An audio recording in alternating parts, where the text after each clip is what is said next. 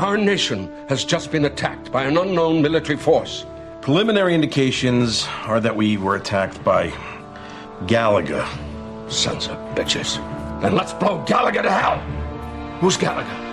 It's an old-timey video game, 80s kind of folks like my dad used to play.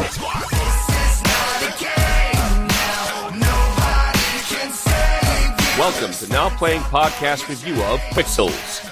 These moron aliens think that the footage NASA sent up to space of us playing video games in 1982 was a declaration of war. Hosted by Arnie. I'm just a loser who's good at old video games. Justin. You just need to channel your genius into something productive. And Stuart. And this is the Wonder Kid, also known as your worst nightmare! Be warned, this episode will contain detailed plot spoilers and mildly objectionable language. We have a positive can-do attitude. I'm kidding. We are all gonna die. We hope you enjoy the show. Let the nerds take over. What was that, sir? Let the nerds take over! All you changed, and now your turn is done.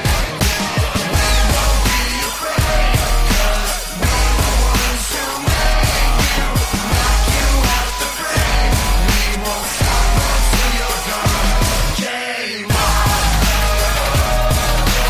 Today, we're discussing Pixels, starring Adam Sandler, Kevin James, Michelle Monaghan, Peter Dinklage, Josh Gad, and Brian Cox, directed by Chris Columbus. That Chris Columbus? Not the guy that discovered America, the guy that made Goonies. Both are disappointments in certain ways. This is Arnie, co-host of Now Playing, and for the record, I'm an amazing kisser. All us podcasters are, because we appreciate it more. And Stuart. And this is Justin. You know what happens when Warner Brothers decides to just move a movie a week in the last month? I got plans. I guess you could call this a plan. This is backup plan number 3. Like, I have to. As the Now Playing scheduler, you just have to be ready for, like, when they do this to you. And the movie that was scheduled to come out next Tuesday can no longer come out at that time. And so Pixels is some kind of act of desperation. I don't know. It's a video game movie. We have been going through a retrospective of video game movies. We have surpassed, frankly, the coin-op era. It makes sense that we would round back, and at some point, when we were desperate, now, we would cover this movie from, 6 years ago. It's been highly requested ever since we started the Now Playing Arcade, and especially started with The Wizard and The King of Kong, A Fistful of Quarters. They're like, this is pretty much as much of a video game movie as those guys are, so when are you getting to Pixels? You know, we did Ready Player One, a video game adjacent. Mm-hmm. So people really have requested Pixels. When I posted the schedule change and that we were doing Pixels, it was almost like an Ewok celebration. I was like, you guys are more excited for it than I am because I've seen this film before.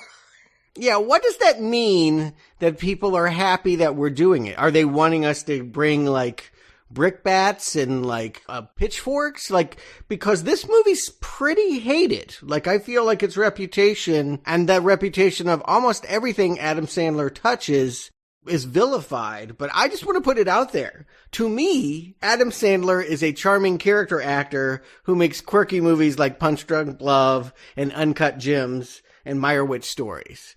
I have not seen the movies that make him polarized and popular. I don't know him as a broad, successful comedian. I'm kind of somewhat in that same boat with you, Stuart, but like at some point in my life, I probably could have been classified as an Adam Sandler fan. But then, like, the more he kept doing and the bigger he got, the less of a fan I would be. And eventually, it got to the point where I was just ignoring his output. You know, so like by the time he was doing a Punch Drunk Love or Uncut Gems, I was like, whatever. But, you know, I mean, early on, he was on one of my favorite MTV shows, Remote Control, and then he was funny on Saturday Night Live. His comedy albums were good. It's just, he put out so much that not everything could be good. So it was just one of those things where you kind of got to let it go. I'm in a very similar way as you are, Justin, is in my college years, I was a fan of Adam Sandler. I always liked Opera Man and things on Saturday Night Live. I didn't watch it religiously, but I liked him on SNL when he was there. I thought he was one of the funnier parts. And then I discovered his albums, and I laughed my ass off with those albums. Billy Madison, I didn't want to see it, but I liked Adam Sandler enough to give it a try. I think it's a classic movie now. I quote the thing all the time. Mostly your answer makes no sense and we're dumber for having listened. And then Happy Gilmore. I really liked that too. And then I was like, Bulletproof. I'm there. Oh boy. Is that it then? Is it like, because I mean, he seems to, we just recently covered Eddie Murphy movies. He is the closest of the Saturday Night Live players to emulate Eddie's success. At least at the box office. I'm not talking about quality. Although, Eddie's got his share of stinkers too. But I feel like he should be loved. But I feel like many people, I don't know, speak ill of him. There's a condescension in referring to one of those Adam Sandler movies. I think you're talking about a very similar trajectory, though, as Adam Sandler started off as a minor character. I mean, I liked Airheads a lot back in the day, and he was fourth build in that, maybe third build. And he had some hit movies early on, like Eddie. And then, like Eddie, he kind of stopped caring, right? I mean, he's taking movies now literally for, where is it filming? Hawaii? I'm going there. I mean, question. Did Uncut Gems open in theaters? I saw it in theaters. Okay. Then I believe this movie we're discussing is the last movie of his that went to theaters until Uncut Gems. He just signed a multi-picture deal with Netflix, and he's like, yeah, I don't care. I'm going to make all these films with Jennifer Aniston and Drew Barrymore, and they're all going to suck, like Ridiculous 6, which, Stuart, you and I tried to watch once. No, you're confused. You were like, we're watching this. And I'm like, huh? And you're like, Vanilla Ice. And like, you fast forward to a Vanilla Ice scene. I don't know what I saw. We didn't watch it, but as I recall, you were the one advocating because you wanted to see Vanilla Ice in a Wild West setting, and I had Netflix. I think you're remembering it differently than I am. I don't know why I would want to advocate for that. I don't either, but I remember being the one like, why don't we just fast forward to Vanilla Ice? Yeah, I'm quite sure that I didn't request watching an Adam Sandler movie because, again, it's just not, like, to me, just as someone that hasn't gone there, is there much difference than him and Pauly Shore? They kind of feel like Pauly Shore mixed with John Turturro is what I get out of Adam Sandler. Pauly Shore is always Pauly Shore. No matter what movie he's in, he's always Pauly Shore. And where I jump off the Sandler bandwagon is when he's doing a goofy character. If his whole thing is a shtick, I tend to not like those movies. Little Nicky. Yes, the Waterboy. You know what I'm saying? Like any of these things where he's affecting an accent and putting on airs, I'm out. Don't watch Hoobie Halloween then. I thought that's what he did in all his films. See, that my thinking was that he was kind of a shticky, like I don't know his bits, but I know people repeating his bits. Like he's basically the sad sack guy, right? And he like does these little voices, and I don't know, like I'm not quite sure I get the joke, but it seems to be like kind of nerd humor. No, I would classify his early films as man-child. And he doesn't really do voices unless, he often will have a temper problem. That's kind of one thing about him is he'll just, get into a rage of shouting and things. But I feel like once you got with Billy Madison, he was family friendly. I think his biggest hit, even though it's not my favorite of his, is probably The Wedding Singer. Yeah, see, I should just go ahead and qualify. I did see that film. I was dragged to that film. I did not enjoy that film. I don't remember that film other than it felt like people throwing Rubik's Cubes at me and going, 80s, 80s, 80s. But I don't even remember him in the movie. I have a columned list of Sandler movies that I've enjoyed and ones that I've hated. And Wedding Singer falls in that I enjoyed it list. I'm not saying I'm a fan of it, but I enjoyed it. And I feel like it's probably the closest thing to the movie that we just watched as far as what they're trying to accomplish. It's got the same screenwriter, and it definitely is about milking nostalgia of the 1980s. For sure, the joke of Pixels, it seems like this should have been in the wheelhouse of, if you ever liked Adam Sandler, Pixels should have been delivering what you enjoyed back in the day, because on paper anyway, as someone that doesn't really understand his appeal, it's connecting him with, that wedding singer nostalgia that seemed to work well for him. It did feel like a bit of an attempt to return to form. I watched the first Grown Up movies because it was on, couldn't stand it. I had no interest in Grown Ups 2. That's My Boy and Jack and Jill. They're as bad as you think they are, so I don't know why I suffered through them. I meant to get to Jack and Jill because it had Al Pacino, and I was trying to see everything he was in when we were covering that retrospective, but I just didn't get there, and I guess I'm still glad about that. And That's My Boy, oh my god, I just have sometime off air ask me about my grandmother and That's My Boy. Is that a Jack Nicholson movie? No, that's Anger Management. Okay. But I probably would say that after he attempted to work with, I think it was Judd Apatow in Funny People, which was a dramedy, he just went off the bandwagon and was doing utter shit. And Pixels was the first film of his in like 6 or 7 years that I said, that might not suck. And I like all these games, and I wanted to see it in theaters, but it didn't happen. Now Playing was going on, and it opened against some bigger movies. I ended up renting it on, I think I actually got a disc from Netflix still back then. I got a disc, watched Pixels on it, and didn't give it much more thought until this weekend. And I think there's a lot of credence to that too, because I think I was in probably a slightly different place at that point. I was probably on the major downside of being a Sandler fan, because I felt like after Happy Gilmore and Billy Madison, he became so big that it was just ubiquitous, and it was almost as annoying as people doing Austin Power impressions every day all over the place. So it was just like, by the time Pixels came out, I was like, whatever. It looks like it could be fun, but it's Adam Sandler. I'm done with him. So I've never seen it until we sat down for this review. Yeah, I haven't seen it, obviously. I only see the weird movies that he makes with people that are trying to change his image. I haven't seen the movies that have created his image, other than Wedding Singer, which again is a hazy memory from long ago that I have no taste for. So real fast, help me out. Happy Gilmore, Billy Madison, what other films would the classic Sandler fan adore? I'd say The Wedding Singer goes in there. Okay. A lot of people like The Waterboy, but it starts to crack the facade a little bit. I'd say Big Daddy's in there. Yeah, Big Daddy, as well as 50 First Dates. And I now pronounce you Chuck and Larry, his first team up with Kevin James. I think people have fond memories of that one. Anger Management feels really forgotten. When they made a Charlie Sheen TV series out of that movie, I'm like, out of that movie? I'm surprised anybody was doing anything out of that movie. And I don't know if people have too much love for Longest Yard, Click.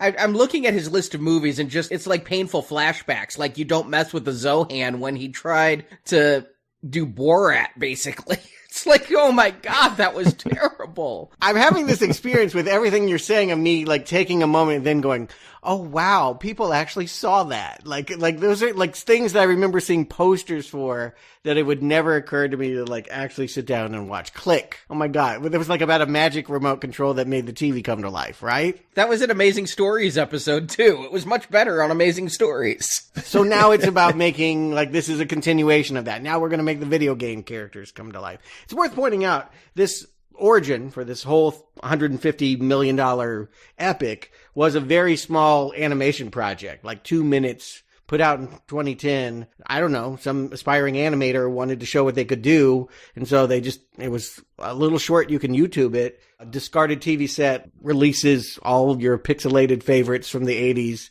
They take to the Manhattan sky. I particularly enjoyed what would have sold me and said, get that guy a movie, was the Tetris blocks. Like the fact that he could make the Tetris fall and make like New York skyscrapers like collapse because the blocks fit in between the buildings. I thought that was a really cool animation trick. I saw that too. I didn't realize that's where this came from, but I was doing some research for this movie. And yeah, it's a French short. It's languageless. But I loved this short. I love Donkey Kong climbing the Empire State Building and then throwing barrels down.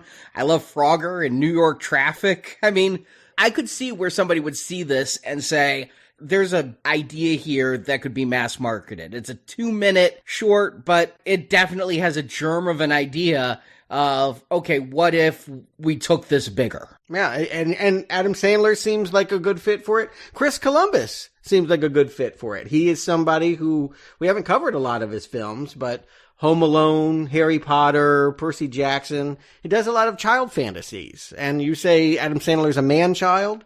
Well, then they should pair well together. Like the fact that he is a product of the 80s too, Goonies, that he's going to bring that sensibility in 2015, I think would probably aid any movie that's trying to harken back to coin-op video games. Sandler and Columbus were working on a different movie, a remake of something called Hello Ghost, a South Korean comedy. They were going to do an American version of that, and I think that was kind of Columbus's project, and he wanted Sandler in it. And after meeting with Sandler, as he was leaving, Sandler gave him a copy of the script for Pixels.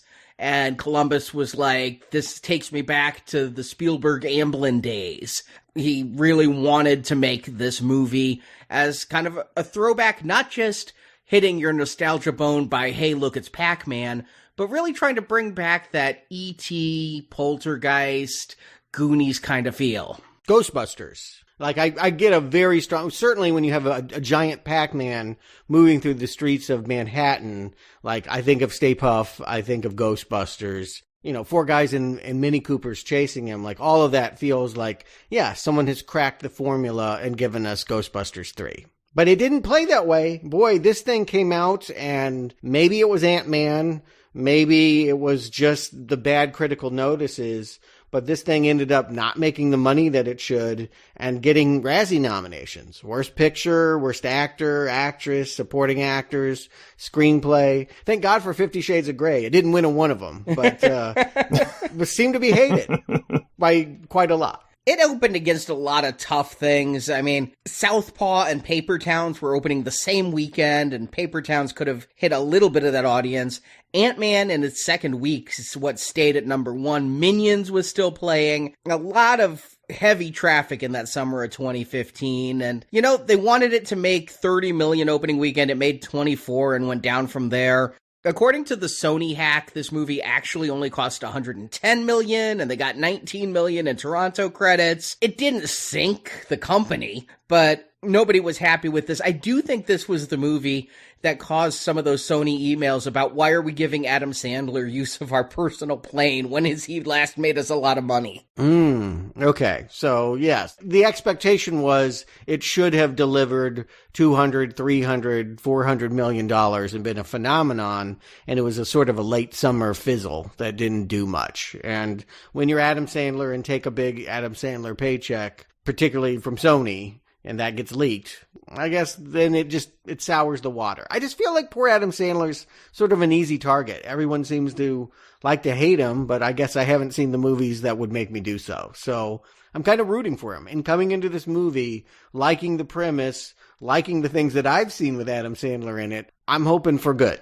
There's a lot of names attached to this movie that on paper attracts me. You know what I'm saying? Like, we've already read the cast list, and every person in this cast is somebody that I've enjoyed in other projects. So I'm ready to hop in on it just based on the cast alone. So I wasn't afraid of going into this at this point. I think I finally reached a point in my life where I can go into an Adam Sandler movie without a chip on my shoulder.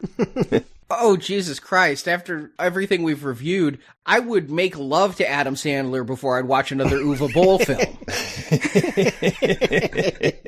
How true. Yeah, definitely, certainly, now that we've gone so deep into the now playing arcade, already, like, I'm delighted to be putting quarters into something that has professional polish. Like, I can see the image, and the actors are people I know and are good. Yeah, are already on the upswing here. I don't know how many recommends this is going to get, but it's got to be the top 25% of this arcade series. Correct. Right. Even if I give it a burning red arrow, it will be in the top 5 of the best video game movies ever made. So with that said, Arnie, low expectations. What's the plot? Let's get into Pixels. When aliens take the form of classic video game characters and start attacking Earth, President Will Cooper, played by Kevin James, knows just who to call. His childhood friend and video game wizard, Sam Brenner, played by Adam Sandler. See, the aliens received a videotape that the U.S. sent into space in the very early 80s, and it contained MTV footage, and video games. And the aliens took the video game recordings as a declaration of war. So they took the form of the creatures in the video games and came here to Earth to challenge Earth to a contest. Giant video game creatures will try to destroy the planet, and humans can defend. Best 3 out of 5 wins. The aliens have won 2 games before the US even understood the rules, but when Centipede attacks in London, Sam wins thanks to help by his childhood video game buddy Ludlow, played by Josh Gad. Along the way, Sam is also flirting with Lieutenant Colonel Violet Van Patten, a single mother played by Michelle Monaghan. One challenge down, Sam, Ludlow, and President Cooper decide they need another player, the person who beat Sam in the 1982 World Video Game Championship, Eddie Plant, who calls himself the Fire Blaster, played by Peter Dinklage. The next challenge is Pac-Man on the streets of New York, and with help from Eddie, they win by playing the ghosts. But the truth is, Eddie used cheat codes, and he used them back in the 80s to win the championship, as well as now to try to save the planet. The aliens realize they've been cheated, so they invade with all types of pixelated attackers, including Smurfs, Centipede, Burger Time, Frogger, and more games. But the alien leader challenges Sam to one last game, winner take planet. That game is Donkey Kong. Sam, President Cooper, Colonel Van Patten, and traitorous video game Qbert take on the real-life Donkey Kong, and Sam wins the game by throwing the hammer at the ape. The game won, the planet is saved, and President Cooper has negotiated a peace treaty with the aliens as credits roll. And as we start, we're in 1982. What better year to begin a movie about arcade games than, I think that was the first time I put a quarter in a machine, 1982. Feels right. The opening of this movie is giving me flashbacks to our entry into the arcade, which is King of Kong, A Fistful of Quarters, the documentary that introduced us in the arcade here, even Peter Dinklage's character feels like a take on Billy Mitchell. Oh, that was completely intentional. They were specifically targeting Billy Mitchell with the Peter Dinklage character. I went a different way. You went to the King of Kong. I'm like, oh my God, this young Adam Sandler character, Sam, is the wizard. He'd never played a video game before. He walks in and instantly wins Pac-Man, Donkey Kong, has a crowd gathered around him, just like the little mute boy in that Fred Savage movie. Yeesh. Ugh.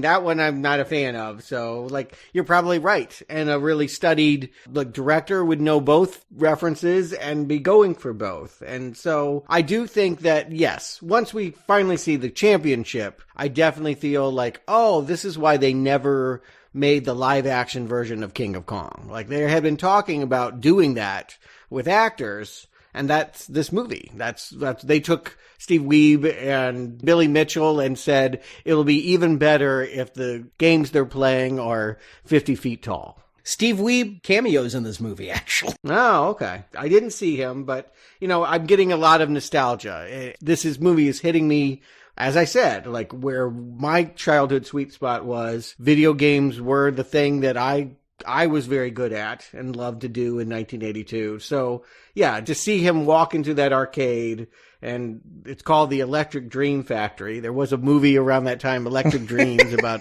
artificially intelligent computer and what have you. I'm pretty sure that is not a reference. Oh, really? Well, yes. The arcade machine doesn't come alive and talk to him, thank God. And try to get him a date.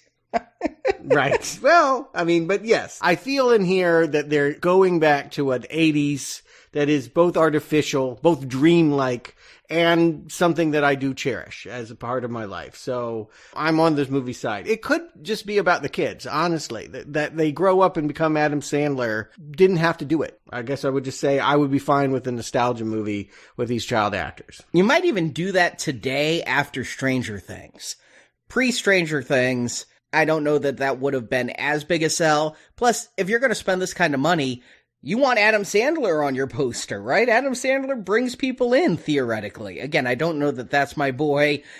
And Jack and Jill really burned up the box office, but I could understand wanting to have star power to draw to this, and I can't think of any teen stars that would pull that in. No, yeah, this is obviously, what's playing here is that we know that they're going to grow up. They even kind of look like them. I definitely feel like they got a young Kevin James here, cheering him on, setting up some kind of backstory for him with being good at the claw machine and wearing a Chewbacca mask. You'll have to explain that to me later. Yeah, all I'm really trying to say is it's 80s enough that I can buy into it, even though I recognize it's not totally how I remember the decade, but it's how I like to remember the decade. I got some serious problems. Like The Wedding Singer, they specifically say it's 1982, right? Oh, I know where you're going. Samantha Fox. And yet, yeah, they're talking about, oh, maybe you could marry Olivia Newton-John. I'd prefer Samantha Fox. In 1982, she hadn't wanted to have any fun back then. And then there's always Madonna. 1982? Are you in the New York club scene? Yeah, you gotta be a little bit forgiving. Like I said, it's not the 80s as I remember it per se. It's how I like to remember it. It is this sort of fun arcade of like cherished memories all glommed together that are not historically accurate. They're getting all kinds of things wrong. But you bring up The Wedding Singer. I remember that being a very big problem for me in that movie. And here I'm finding this is sweet. And maybe that's just the touch that Chris Columbus has with child actors. But this stuff is all very fun. And the rivalry. I mean, obviously, the big deal here is that we have this Plant guy, Eddie Plant, who psychs out Sam. He should be able to be crowned worldwide video arcade champion July 26, 1982. But because he likes patterns and I don't know, is this true? I can't really remember this from King of Kong, but are the barrels not following a pattern in the later levels? I feel like that's something we did learn in King of Kong, is that there is a pattern. That's how you eventually beat it. Oh, I've got a lot of problems with the video game knowledge spilled in this movie, too. It's not always right. Yeah, no, I'm not going to be as forgiving when they try to expand on these notions about old video games versus new video games. And you said that kid looked like a young Adam Sandler. I never thought they looked like Adam Sandler and Kevin James, but I thought this was Peter Dinklage. I thought they did some de-aging on him. Oh my God, the entire face shape, everything looks like Dinklage. And I looked it up. I'm like, that's not Dinklage in young age makeup? Wow. They did really good casting. And this guy was able to do the mannerisms. I mean, he and Dinklage probably worked together to get the body language down, but he's coming in with 2 Hooters girls, it looks like. And I'm having a laugh with that. So much so that later on in the movie, when they referenced that he was 10 years old at that time, I was like, what? That guy was at least 18. Yeah, he's annoying in the same way that Billy was annoying in King of Kong. And you just hate him instantly. You want this guy to go down. Of course, they set up that he wins in the beginning. We're going to have a rematch. Let's see where that goes. But 33 years later, obviously, this guy that thought he was going to marry Samantha Fox and go to MIT and live his dreams is suddenly a loser. He's Adam Sandler. He is someone that gets by working for the Best Buy Nerd Squad, whatever. They call it Nerd Brigade here. But he's underperforming and, all right, you're really going to have to explain this one to me. His best friend has somehow become president of the United States. Well, first of all, I'm sure Bill Clinton had best friends when he was a kid who were like, Bill? Fair enough. Bubba got president? Yeah. But he did go and get law degrees and things. You know what I mean? There was many years of high achievement in order to see that transformation. The other thing is they were specifically basing the Kevin James character off a presidential hopeful, Chris Christie. Okay. All right. They have a physical resemblance.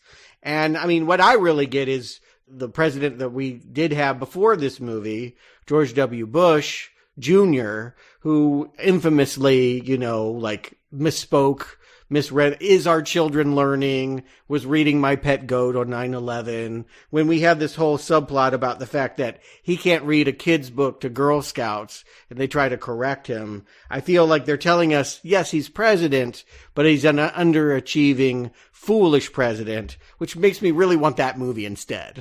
Okay, we just need to see how he wound up in the White House then. And he was reading at Joseph Knibb Elementary School, Joseph Knibb is a school from Billy Madison. They love to tie these movies together. Oh, some universe building there. The whole Kevin James character is weird here because, I mean, it almost feels like the script was written in 1997 for Chris Farley. And 35 years later, they're making it without Farley. But Kevin James is just fine as a bumbling George Bushian type of president here. I felt in every one of the Grown Ups films that, like, Kevin James slipped into the Farley role just because he's a larger guy. And Kevin James, I thought his stand-up was very fun. I liked The King of Queens quite a bit, if only because if you watch that show, you will get insights into my marriage with Marjorie. Wow. Okay. It's just, we would see ourselves reflected in those characters in many ways in the early seasons specifically. So I liked Kevin James quite a bit. I haven't seen every one of his movies, but I've seen pretty close to every one of his movies, but not the grown-ups. Wait, now, I'm going to stop you. Every one of his movies, that shit on the Segway, what was that, Paul Blart? Yeah, I saw Paul Blart. I'm not saying it's good. I'm saying I saw it. You actually, like, that blows my mind that people like, hey, what do you want to see tonight? Paul Blart. Like, that's something that someone thought. Like, I can't imagine. Because of Kevin James, I saw Paul Blart on video. But because of Paul Blart, I didn't see Paul Blart Mall Cop 2 on video, okay? Yeah, no, and again, I'm not trying to be critical. It's just, here's like an actor that he's been working for a decade. I can't think of anything that Kevin James has been in that, I mean, I don't think he's had his art film career. Like, has he done anything that I would have seen? Oh no, I'm sure not, but he's good in movies you haven't seen. Okay. All right. Charming. His appeal is essentially like a John Goodman type? No, John Goodman can have an edge to him. If you look at Lebowski or some of his work with the Coen brothers, John Goodman can have an edge. I don't think Kevin James can ever have an edge. He's just a nice guy who's often not always that bright, but always well-intentioned. Okay. Perfect for the TV series. I think you nailed it straight off the edge there, Arnie. He is a good stand-up comedian who is an affable actor. Yeah. And affability is good as the straight man. So he's going to be sort of the guy that, like, allows Sandler to go crazy. At least that's the way that I would think that it plays. Because this character, this president, is almost a non-factor in this movie. Is it fair to say? He's not really part of the Arcader team. Doesn't do much until the end. Like, I feel like he's sort of setting up Adam Sandler to be Adam Sandler and to be funny. I think when I see this movie, I go back to Independence Day. And, you know, you had Bill Pullman in it as the president orchestrating the people against the alien attack. And in the end, Bill Pullman hopped in an airplane. But before that, he was just kind of wandering around being given information. And God help us, Adam Sandler's our Will Smith. Yeah. Well, which again, Bill Pullman, straight man. Will Smith is going to be the one to steal the scenes and go big and be hilarious. And, you know, theoretically, I don't like that film, but yes. So that's what I'm expecting, but it really is a surprise that this is one of their few scenes together and President Cooper more or less drops out of this movie. Like, the childhood friendship that they had barely factors into the adventure that follows. Initially, having Kevin James as the president in this movie, my thoughts were like, oh, I mean, it's just all, you know, a device to get them into the White House, into the war room, and have a reason for them to be there. Kevin James could have been the vice president. He could have been just somebody in the cabinet to get that there. But I think what it does mostly is tell you what level this movie is asking us to engage with it on. Okay. It's fantasy. You know what I'm saying? It's like, this is a 14-year-old's idea of how life works. Yeah, I definitely am, setting my expectations to not as sophisticated, now playing prying. But why would he be, like, of course he's not the president. He would never be the president. This is not to ask. Don't go there. No more realism than necessary. The thing is with this president, he has a subplot that really goes absolutely nowhere. In the beginning, he's mocked on TV. They talk about how terrible his presidential ratings are, etc. And, of course, by saving the earth by the end of the film, he's going to be the most beloved president ever. none of this matters. It's not like he gets more juice when people like him or something. It's just a pretty standard redemption story. But it is fun to think of a president hanging out at like a burger joint with a friend who has an ordinary job. It would never happen. I don't think you could get a president alone in a place with just an ordinary guy.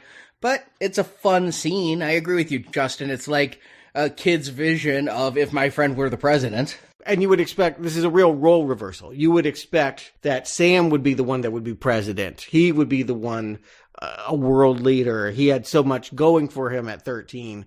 Why is he getting into the orange van and going to install a TV set? It is really an interesting scene to see him drive up there. First of all, this installation, I don't know, maybe it's because I'm thinking about home theater upgrades, but he's putting an 85-inch 3D curved television on a kitchen wall? Where's that receiver going? Now playing question, Arnie. Now playing question. We're not asking them. As Justin has already stated, set your meter for the appropriate level of realism. Okay, then I'll go back down a few levels to, we meet this kid, Maddie, whose dad left his mom for a Pilates instructor named Cinnamon with an S. Right.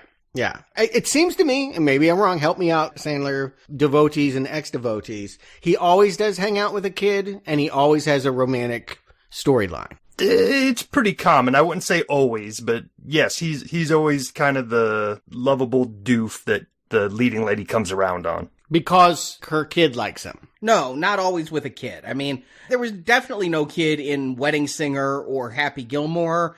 Maybe you could count some of the grade school kids in Billy Madison, but I don't think that was really a factor. No kids in The Waterboy. He was the kid. Again, he's the man-child. But yes, there is Big Daddy. Little Nicky. He was Little Nicky. Oh, okay. Yeah.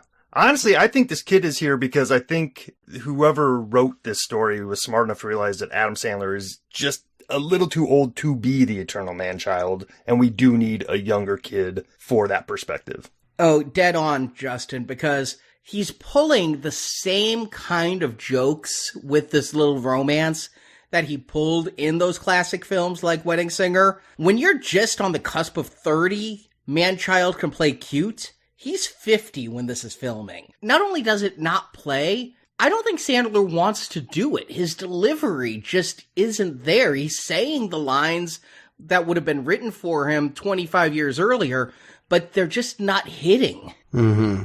Oddly enough, it's not my problem with the movie, but I can understand why you would feel that way if you had watched him do this for 20 years. Like, I accept it because I believe that this is what he does. I mean, you know, you can't get mad at Charlie Chaplin for putting on the mustache and, you know, doing the bit with the cane and the little tramp and all of that. Like, this is what he does. I should expect no different, but it does feel like well-worn shtick. Yeah, and to your point, Arnie, I don't know if, I mean, maybe to give Sandler a little bit of credit, maybe he also knows that it doesn't play that well at this age, so he's taken some of the edge off of it and is just kind of going through the motion. And here he's paired with Michelle Monaghan. I'm not sure how well that works. It was supposed to be Jennifer Aniston, but she was like, no. She was just like, no? What, like, I've already done 3 of these this year, I can't do another one? Like, this is what she does. They've made 3 movies together so far, counting the Netflix murder mystery one, but this would have been another one. You mean, like, in total? Yeah. I thought she did, like, 3 a year with him. Like, what?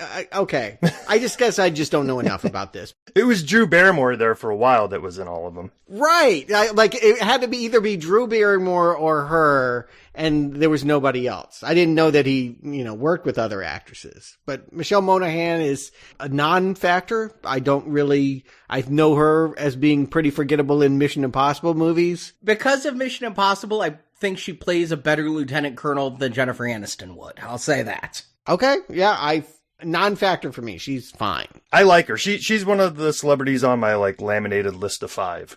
Wow. I don't know what it is about her. I've just always kind of had a thing for her. I mean, I've enjoyed her in everything I've seen. Just kind of kiss, kiss, bang, bang. I think she had a pretty good role there. Oh, she was great in that, yeah.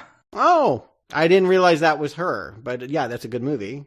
So you would eat the Tic Tacs for her or yep. Maybe fully brush your teeth in order to have this scene. You know, there's always Madonna, Justin. But how about ScarJo? The new Madonna? That scene was slightly, they call it out as embarrassing, but it did feel like this is who we really wanted to get, but they won't even return our phone calls. Halle Berry's like, no, Now I just got to get my degree from MIT and I've got a shot with Michelle. Or at least Serena. But I do like the idea that, like, I mean, I can see where all of this is going. Maddie is a gamer, but he knows Halo and Call of Duty, and so he's more modern, and he's going to have a different perspective. And then you have this classic arcade player, and then the mom that's, well, we'll find out she's military. All of this feels like it's leading correctly into what we're finding out over in Guam, that Space Invaders, ships from Galaga, are flying down and turning Anderson Air Force Base into pixel bricks. Galaga is one of the most classic video games, period. It's been voted many times best video game of all time. I would have liked to have held Galaga back for an interactive experience versus just seeing them mess up this base in Guam. I don't like Galaga, and I can tell you why. There's no characters associated with it. I always liked the video games that had a cartoony icon. You know, like that's what endeared me. That's why you always go back to Pengo? Yeah, Pengo. Exactly. It's my man. I agree with you, Stuart. Like, I feel like this movie is a little bit misstructured as we get into it, because we're going to find out that there's 4 major set pieces, and I feel like they could have used one more. And it needed to be something iconic. Like, we could have had a Dig Dug level at some point. How could you not do something like pole position? It feels like racing would just be natural. Is Mario not in here at all, or is that even not classic video game because he's not coin-op? Well, we got Donkey Kong, which stars Mario. Okay, good point. And in the background, during the final invasion, I definitely saw Mario. And I was like, oh, Nintendo let them use their mascot. It was a blink and you miss it Mario, but he was definitely among with the Smurfs and all the other things there. But here we get Galaga, and if you're thinking Space Invaders, I would have gone with how the Pixel Short did and gone classic Space Invaders. Those jumping jack kind of guys, I mean, I played the hell out of Space Invaders in both arcade and Atari 2600. I mean, that would have been a really fun opening, but Galaga is more beloved, you know. It's also more colorful. I mean, in any incarnation, Space Invaders is always just white on black. So just from a design standpoint, they can't have their first attack be this monochromatic 8-bit pixel thing going on screen. You got a good point, but just think about the endless march of boom, boom, boom, boom, and then they come lower. Boom, boom, boom. No, I agree with you. I mean, it's iconic and the sound design is. Yeah. I know Space Invaders. I don't know Galaga that well. You're blowing my mind to say it's the most beloved video game of all time, because that was one I never stood in line for at the arcade. No way. I'm with you, but, you know, it's funny. I'm a Pac-Man, Donkey Kong, Asteroids guy, but I married a Galaga girl. And it was surprising to me when I was researching this movie. I'm like, Galaga? Best game of all time? Wow, I guess I missed out. But to me, I honestly think that the patterns were a little too complicated for me, the way they spun around and things. I preferred a little bit more straightforwardness because I was 7. Yeah, and patterns are actually what they get into here. It's why Sam gets called to the Oval Office. He's the first one to identify the ships as being from Galaga. And he can be nerdy enough to say, it's not the Galaga you download on your phone now, because that was some debugged 1986 version. These are the original 1982 game players. I don't know if that's true or not, but I will accept, because we've had the opening that we did, that he knows his 1982 arcade games that well. And he is telling us in this scene, you should be hiring me. And everyone in the war room is like, nah. I looked this up, put this Galaga thing right next to Batman number 14 in The Lost Boys, where they say there's only like 8 in creation. Yeah, there is no Galaga 1986 where they took away the 1982s, and they'd already ported it to several systems in 1983 and 1984, and so nobody changed the Galaga code to where, no, wrong, just fake, but it's letting the man-child in the orange shorts look like he has something to say in front of the cabinet in the war room, including Brian Cox as a grumpy, what would he be? They call him General, and I was trying to think if he's on the cabinet, what that role is. Oh, Joint Chiefs of Staff. Yeah, you're right. Yeah, I couldn't tell you. I mean, again, we're not looking at that because this is not that world. This is the child world where Kevin James can be president. So, he's on the cabinet. Yeah, this is the world where you can drive up to the White House. Yeah, right. Yeah, no one else is there. Like, what I'm saying is I'm having a pretty good time. Like, we're this far into the movie, and I'm not having any problems until Sam goes back to his van, and they had to fucking call Josh Gad. Really? I hate this guy. Okay, me too. Why is Josh Gad famous? He apparently killed it. I saw this play. I did not see him in the role, but I could see him doing very well in it. He was one of the Mormon missionaries in the Book of Mormon. Okay, because I know Josh Gad primarily as this guy who made viral videos annoying Daisy Ridley for Star Wars spoilers. And I understand he's a voice in Frozen, and I understand Frozen's a big movie everybody loves. I'm too old for Frozen, I'll just put it out there. But every time I see Josh Gad, I always feel like he was their third or fourth person on the list they wanted to call. I feel like someone in a lab literally tried to make Jack Black, and it went horribly, horribly wrong. And I find it funny because Adam Sandler was in The Wedding Singer. Josh Gad was in The Wedding Ringer. And yeah, I saw him step on a movie called Love and Other Drugs. Oh, yeah. And apparently was Razzie nominated the same year for it. I mean, I guess I just don't mind him. Like, he doesn't hit me the same way he hits and rubs you guys wrong.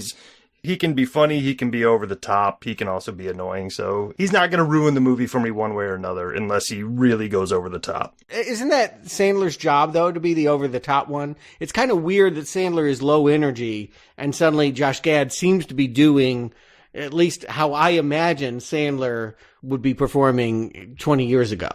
Your imagining of how Adam Sandler was isn't how Adam Sandler was. Okay, all right. At least all the time. He usually has crazier people around him, like Rob Schneider or somebody. I mean, he's usually deadpan funny, not crazy funny. Deadpan? Oh, wow. That is so not how I think of him. I think of him as very shticky. He does do voices in, like, The Waterboy, and yes, like I said, he has his moments of rage.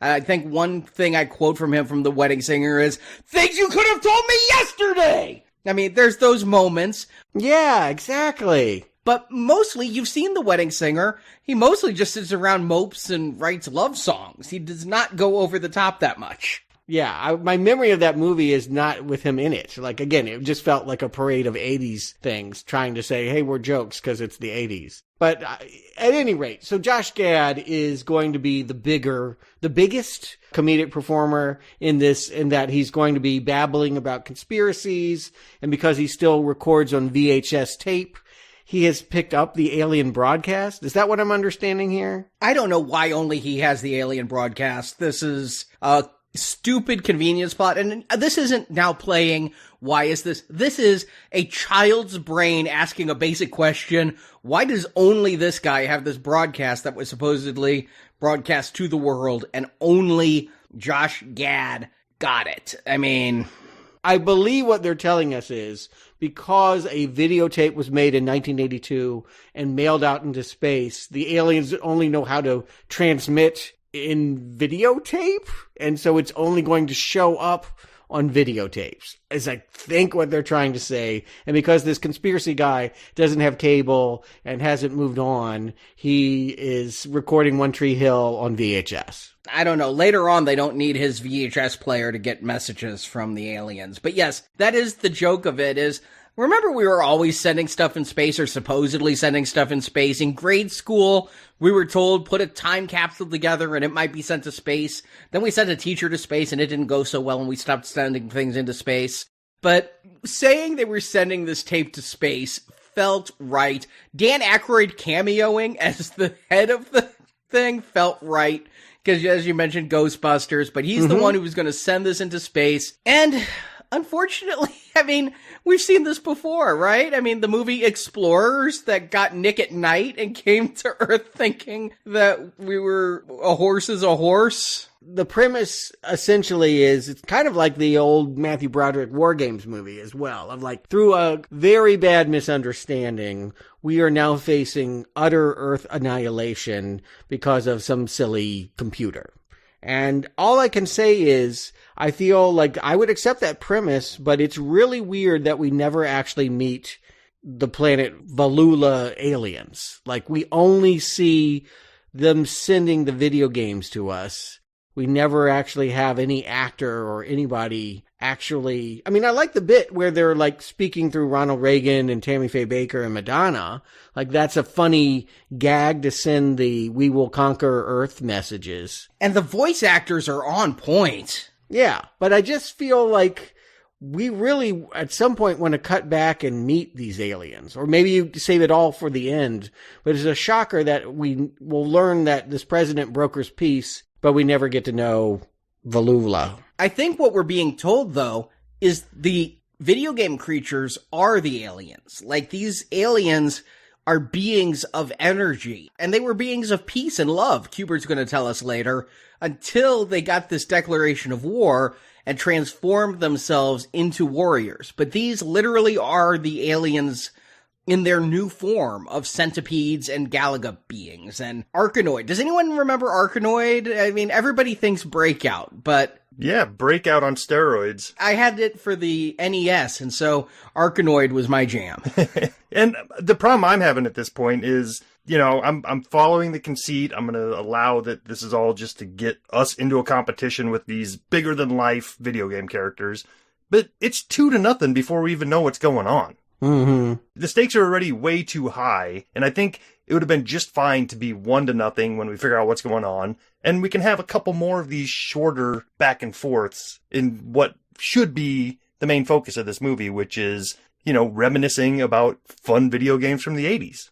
But I feel like we get ripped off from that a little bit. If it were just about the president and his video game nerd friend, like, if we didn't need Josh Gad in that, we could just get right into it. But because what they try to tell us is, because Kevin James is considered a stupid president, he can't act on this conspiracy information, right? Like, it would look really bad if he was like, look at this old videotape and this proves that these are aliens that are manipulating our old coin ops. Like, he can't risk looking any more stupid than he already does.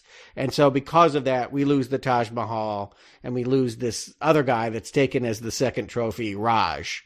And so now we have the military guy and Raj, and they just need one more, and they've won the entire series. But the movie keeps me smiling. I mean, you mentioned Raj. Raj gets beamed up. First, he's proposing to his girlfriend by playing True, but, you know, they're in India. It's an Indian version of it with Indian lyrics. But, I mean, I just find that appropriate, that would be a cheesy way to propose to somebody, and then in the background are these aliens, and then he decides to, like, selfie with the aliens, and it's that which gets him picked to be the trophy. You know, it's not smart, but it works on a Animaniacs kind of level. Yeah, I don't mind gags like this. It's fine. Yeah, it's enjoyable, and now the stakes are set, the table's set, and we need to start figuring out how to respond to this. So, you know, what do? We start tying some of these disparate characters together. This is where we learn that Violet is part of some military research operation, and they're working on the technology that might just be the thing that we need, which is some sort of light laser guns that can penetrate these pixel machines. And I had to blink my eyes because I'm like, she's got a robot named Michael, and that looks like Tom McCarthy, who won the Oscar that year, directed Spotlight. It is him. And the thing that I had forgotten was the same year that he made Spotlight and won Best Picture and won all the Oscars, he also made an Adam Sandler movie about a shoemaker called The Cobbler. Does that ring a bell with you guys? No. Ooh, no. It's very deep then, but like Tom McCarthy having a great year and a bad year at the same time. You know, it kind of gave me a Men in Black feel, though, when you've got this robot walking around and here are your special guns. They could only wish they were Men in Black, but I think that's kind of what they were hearkening to. What I really feel like is important when you're setting up a world like this is like, this is where you have fun, right? This is where we have montages of testing out equipment and what works, what doesn't work. How can we capture one of these pixelated aliens and test on them? Like, this should be a large part of the movie, and I feel like this script doesn't give it enough consideration. Like, they've already somehow figured out how to manufacture the laser that works, and they're running off to London, like, right away. Yeah, they spend more time with the jokey, we're training these big beefcake, Marines on old arcade machines. They thought that was the funnier way to go. Yeah, and again, like, the funny is Josh Gad slapping their asses and screaming Adam Sandler-isms in my mind. Like, I feel like, why is he stealing this movie? And why is he here? Why can't we turn the laser on him? I agree. That is the least funny bit, is when he's screaming at the Navy SEALs and whatnot. But to me, I'm glad we're getting to London pretty quick, because this movie is moving pretty quick. The aliens invade 15 minutes into the film. Good. I don't want to spend that much time with Adam Sandler installing televisions and Kevin James not knowing how to read. And the one brief scene we get of Kevin James baking cakes with Jane Krakowski as the First Lady. Help me. No, we need to stop on this, because, like, what is that? I had to rewind to figure out this is the First Lady. We're expected to understand Kevin James is the president. He doesn't have enough time to spend with the First Lady because she has a make it and bake it cake shop, but they take 5 minutes here to rub frosting on each other before what? At the very first scene, Adam Sandler tells Kevin James, you gotta turn your phone off and 30 minutes a day focus on your wife. You can't let the job ruin your marriage. So what we're supposed to see here is he took that advice and he's focusing on his wife with this cake romance date. I followed that. I wasn't lost in the same way Stuart was. I was lost as to who is Jane Krakowski playing. I didn't realize she was the First Lady. I thought she was just a host segment of something. I thought she was somebody there for a photo op for the president. I understand what you're saying, Arnie. You want a comedy to move 90 minutes, 100 minutes, and you want to be done. But don't move so fast that I can't tell what's going on. And you have renowned comedians. I mean, I believe she was on 30 Rock and is known to be funny. I don't know who Jane Krakowski is. She was on Ally McBeal. That was where I first noticed her. And then, 30 Rock. And then Unbelievable Kimmy Schmidt. She is a continually working comedian. Yeah. Yeah, she's been around forever. Right. So why can't she be funny here, is I guess all that I would ask. Why don't we slow down and use her properly or cut her out of the movie? There was no deleted scenes on the disc, but I have to think they did cut her out of the movie. I have to think that there was more for her to do, and it is gone. Mm-hmm. I had the same questions about Sean Bean, though. It's like, you bring in these actors, and then, like, they're in it for 10 seconds. Sean Bean was like, wait, am I in it long enough to die? No? Take it. And even more weird, yes, they're tiny bits, but if they have a killer moment, you'll remember them forever. But what was the point? He never told a joke. Nothing he did was funny. He cleared out a soccer field so they could play Centipede. Yeah, he played it just straight. Yeah, it's way too straight. This should be gagged up, or you should give him more of a character piece, one or the other. But, like, I just don't get what's going on in the background of this. Although I'm still kind of enjoying the idea that, look, the point is mushrooms are falling from the sky, and here comes Centipede. Yeah, that's the thing, is they've overstuffed this movie with name actors. I mean, not big name actors, but actors you know. And sometimes that can be good. You have an ensemble of comfortable actors who you're like, okay, I remember that guy and he's good here. But here, I think they could have just brought in more of Adam Sandler's friends. Truthfully, this role that Sean Bean plays could have been done by Kevin Nealon or David Spade or anybody else who just happens to be hanging around smoking some weed with Adam that day. Yeah, someone funny. And we do get plenty of that. We do get plenty of Adam Sandler's buddy cameos, Nick Swartzen makes a quick appearance here for no reason other than the fact that he's buddies with Adam. Yeah, but he's the only one. I mean, I'm used to so many people showing up in all these Adam Sandler movies. Chris Rock, David Spade, Nick Swartzen, you just can't get rid of the guy. Steve Buscemi, I felt so bad for him in Hubie Halloween. I mean, John Lovitz from frickin' Little Nicky. All these people just keep showing up. And yeah, the only one we get here is Swartzen, which makes me think Christopher Columbus has more control than Adam Sandler. This is why it's not Kevin Nealon and it is Sean Bean. I think that Chris Columbus is trying to make this a modern classic action comedy. Yeah, well, I don't make it funnier is all that I can say, or make it more exciting. Like, I feel like he's kind of neutered this. Like, we get Centipede, and that's something for people of my generation. But if you didn't know that video game, would you think it was particularly hilarious that this, video game Centipede like crawls into a lady's apartment and starts doing aerobics? I groaned. I legitimately groaned at that moment. But I will say this, to try to spice up my viewing experience this time, I popped on the 3D glasses and bought the Pixels 3D Blu-ray.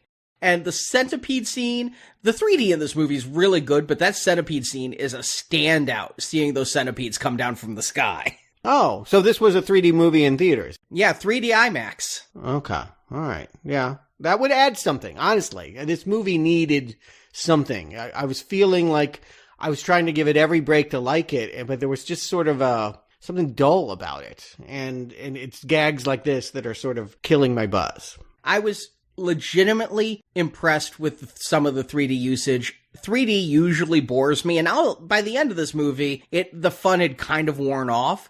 But during this scene, the Pac-Man scene, and even the opening scene where they're riding bicycles, all had some really fun 3D. They weren't afraid to kind of come out towards you versus just using it for depth.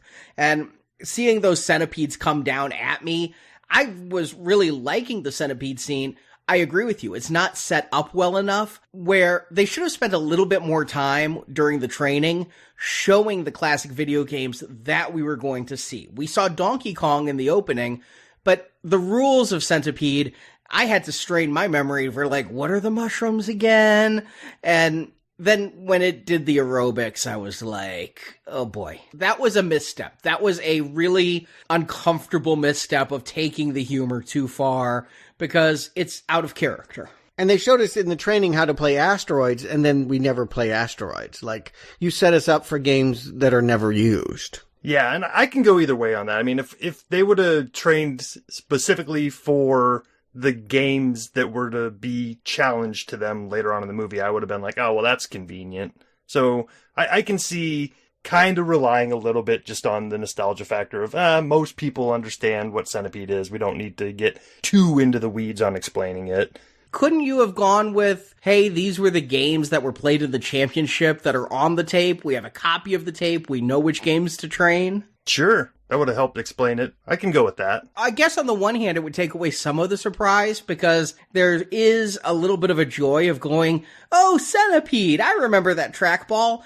But that's because this movie came out in 2015, and I saw it in 2016 and didn't remember it very well. If I'd seen this in theaters, all of these were in the trailer, so I wouldn't have been surprised. Galaga, Centipede. And that also would have limited their just vast array of characters for the army at the end, too. If it's only limited to the handful of games that they had on that tape, then it's really limiting what they can do later on. I suppose, but I mean, obviously the centerpiece to any of this would be Pac-Man. That's the one video game character. If you've never picked up a joystick, you know who Pac-Man is. You know how to play that game.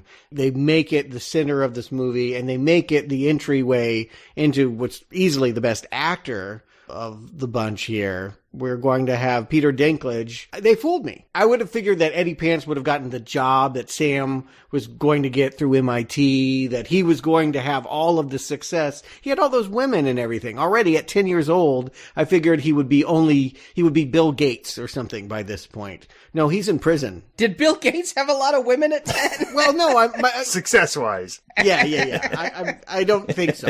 I think that's why he became so good at computers. But my point is, if he was doing that well at 10, just imagine where he would be 33 years later. I did not imagine him in prison. And so this was kind of a funny joke. Dinklage is a national treasure in my mind. You know, I didn't give him much credit when we reviewed him in either of the Marvel movies, where I felt like he was misutilized. I mean, he's funny as the dwarf in Infinity War, but that character really is on a needless side quest anyway. And as Boulevard Trask in X-Men, I feel like there should have been some more there with him.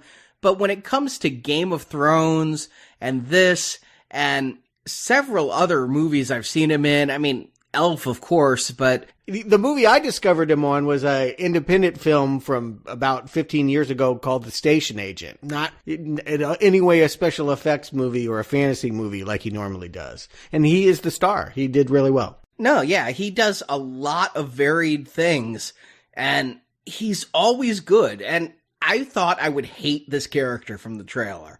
I thought he was too over the top, calling himself the Fire Blaster and doing that voice and the mullet and everything. But truthfully, he's the best actor in here. He's my favorite character in here. And you said you would have thought he had the big job and everything. They're foreshadowing his pivotal role in this, that he's going to screw them over. Mm-hmm. He has the best arc. Yeah, he has always cheated at things, and he'd hacked a cell phone company and put those random $2 charges on everybody's bills, made $15 million, but got caught. Yeah, that's kind of funny. And then, of course, all his demands are like, I want an island and never to pay taxes. You've never seen Armageddon, but this is directly from Armageddon. We never want to pay taxes. I have demands to save the earth. I don't want to deal with traffic, so give me a chopper. Martha Stewart, Serena Williams sandwich. I really doubt that was in Armageddon. No, that specifically wasn't, but there were some really random demands that the government couldn't do.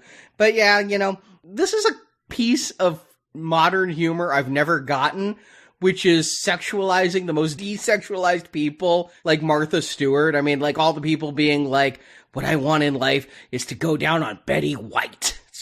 Well, Martha Stewart is just Google her early life. She was a model. She was known as a very beautiful woman. But yes, maybe not maybe not since she went to prison. And yes, that is part of the humor here, that it's just an unlikely menage a trois. And yeah, this guy just feels in all kinds of ways like dirty and grimy and crazy. But they need him because they're playing Pac-Man. But they don't know they're playing Pac-Man. They don't know what they're playing, but they just feel like they need more backup. They did just fine with Centipede, but then they remember, oh, there's somebody even better than us. And we're playing for the world, so we need to go get this person. Okay, it's a little convenient, but yeah, that it's Pac-Man works out because he cheated at Pac-Man. Yeah, they're slowly working on the ever so slightly bump of an arc that Adam Sandler character is going to have, which is that the reason he isn't successful is because he came in second at age 10 and just couldn't ever get over that. So, eventually, at the end of this, he is going to find out that he was cheated out of it, and now he's fine. He's okay. He can go on with his life and do everything he wanted to do. And still install televisions? I don't know where this guy's going. Maybe he can do some spokesperson stuff because he saved the world, but... Pixels 2! Come on, they were thinking franchise. But the fun here is, it's one I can relate to, because it was shocking when I played Donkey Kong Jr. and realized, I was now the ape. They're going to have to be the ghosts chasing Pac-Man. Pac-Man's the bad guy, and they're going to have to chase him and try to ram him on the streets of Manhattan. Felt like a good role reversal. I really liked, though, that they had the character of Toru Iwatani, who created Pac-Man. Now, I looked this up. Toru Iwatani is in this movie. In 1982, if you look, blink and you miss him, but there's an arcade repairman working on a Pac-Man machine. That's the real creator of Pac-Man. The one that can't act, I'm guessing, right? Can't speak much English, if a word of it. There were some interviews with him on the Blu-ray, and it's like, nothing against him, but if you're in an English-speaking role where you have to be funny, you don't want to distract people during the violent Pac-Man scene with subtitles. So they got an Asian American actor to do the part of Iwatani. I had to look it up. I didn't know if that was the real guy or not. I knew that was the name of the guy who created Pac-Man, but no, this wasn't the real guy. It was kind of funny, though, how this was in the trailer, but it was one of the things in the trailer that made me want to see it, is, no, he's my son. Pac-Man is not bad. I created him to bring joy to the people of the world. And going up and Pac-Man biting his arm off. It's the cliche of every monster movie. scientist death scene ever, right? Like, oh, my creation. And of course, it comes back. We're laughing because even before we know what Pac-Man is going to do, it is some twisted Pinocchio Geppetto stuff. And again, this is the best scene in the movie by far. Like, I wish the rest of the movie tapped into the delight of the concept the way that this one does. Yeah, I mean, if you ever wanted to visualize what Pac-Man would look like out of the 2D realm, they nailed it here. You know, I mean, a grid street pattern in downtown New York, perfect setting, 4 mini cars of the same colors of the ghosts. All right, you're set up. I'm ready for the ride. You know what? I want to call out. They did a good job of making 3D versions of all of these 2D sprite characters. And, you know, I learned from the bonus features that even though this movie's called Pixels, because they're 3-dimensional, these are all voxels. But making them 3-dimensional voxels out of 2-dimensional pixels was not easy to do and retain the spirit of the characters. They did that perfectly here. All of the CGI artists, the colors were spot on, the expressions were spot on, but I love how Pac-Man gets that mean face going when he eats a power pellet. He's like pissed off and ready to eat you. Yeah, he's tricked them because they think they have him cornered, and then he's like, oh, power pellet, here it is. I mean, I would pull that move too. Let the ghost come to you and then quickly eat the pellet and get them all. And didn't you wish he ate more of Josh Gad? He almost eats Josh Gad. He eats Josh Gad's car. I thought Josh could be his trophy. Take the whole thing. Take the whole thing. Yeah, I would have been fine with it. But yeah, I mean, this was Sam's game. And so it's only right that he ultimately does the moves, you know, with the backward while he's still blue. He's driving backwards through a parking garage, luring Pac-Man to his death because he won't be able to. I mean, this happens when you play Pac-Man. You think you're going to get that ghost before he changes back to his color, and you don't, and you die. But this is also where we get the Eddie cheating stuff, because we've got the lieutenant colonel back at base watching this play out on her monitor, and Eddie suddenly is places he shouldn't have been. He's gotten through buildings and whatnot. How'd he get there? And I don't know if I remembered this from 6 years ago or if I just intuited, oh, he's cheating. Oh, he's been a cheater. And, you know, I have, a little bit of a realism problem with this. How exactly do you enter a cheat code in an arcade game? They never had cheat codes. That was something like done for consoles and development. Good point. And then how are you driving a real life car and entering a cheat code? Where exactly is that code being entered? Right, and this is where I feel like they missed one opportunity. Because I would have liked that to be a little bit more of a question until it was proven. And I feel like the one aspect of Pac-Man that they didn't bring up is the porting through the tunnel on the side of the screen. Mm-hmm. So it would have been neat if, like, maybe they thought that he was doing that somehow. That, you know, he found a tunnel that transported them faster. Yeah, because when we cut to Michelle Monaghan, she's giving them GPS coordinates. Her screen looks exactly like the arcade game. So, like, they're doing a very funny match of, like, how we experience Pac-Man as a coin op and how it is as a big, expensive Hollywood showdown with cars and stuff. So, yeah, they've done as well as I could hope for them to make a Pac-Man. I'm glad they didn't make a Q*bert, though. Like, this trophy that they get is supposed to be some kind of scene stealer, but I find him just as annoying as Josh Gad when Josh Gad pulls out Q*bert. Okay.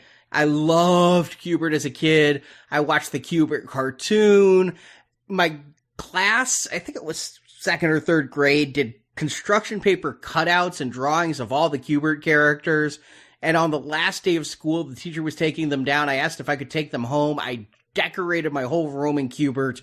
So seeing this cute Q*bert there who could talk and, you know, curse. And when he curses, you get the little word bubble, but you hear the curses. I was so happy. I want to pet Q*bert, damn it. I love Q*bert, but this, you don't love this. I mean, this should be called Jar Jar. Like, huge miscalculation here. Wreck-It Ralph did Q*bert better than this. This is the character that should be explaining to them, yes, I'm actually from planet Valula, and this is what's going on. We never really have it explain the alien side of things. He kind of does. He talks about how they were a peaceful world and got the declaration of war.